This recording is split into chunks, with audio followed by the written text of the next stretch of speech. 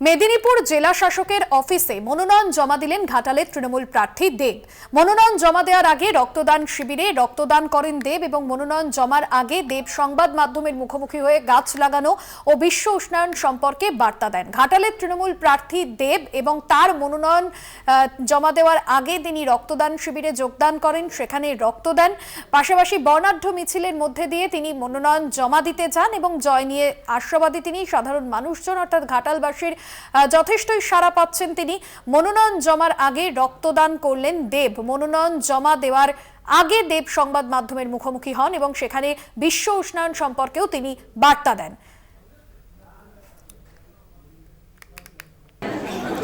বর্ণাঢ্য মিছিলের মধ্যে দিয়ে মনোনয়ন জমা দেন দেব। তবে মনোনয়ন জমা দেওয়ার আগে তিনি রক্তদান শিবিরে যোগদান করেন এবং রক্তদানও করেন। দুটো ছবি আপনাদের সামনে তুলে ধরছি। মধুসূদন ভট্টাচার্য রয়েছেন ফোন লাইনে। মধুসূদন, জয় নিয়ে কতটা আত্মবিশ্বাসী দেব?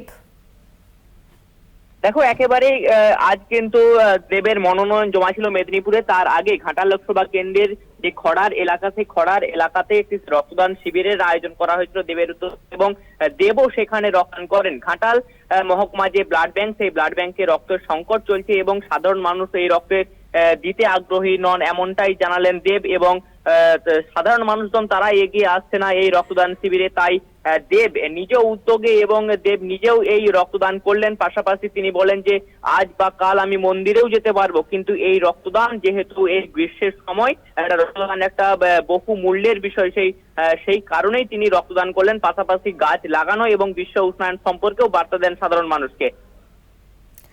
একদমই ধন্যবাদ জানাবো। মধুসূদন ভট্টাচার্য আমাদের প্রতিনিধি ছিলেন ফোন লাইনে। দুটি ছবি আপনাদের সামনে তুলে ধরছি। একদিকে মনোনয়ন জমা দিতে তিনি গেলেন জেলা শাসকের দফতরে, অন্যদিকে মনোনয়নের আগে রক্তদান করলেন দেব।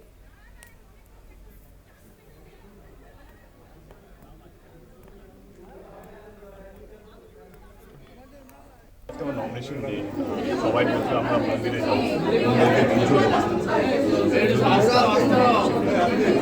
বাট যেহেতু আমি ঘাটাল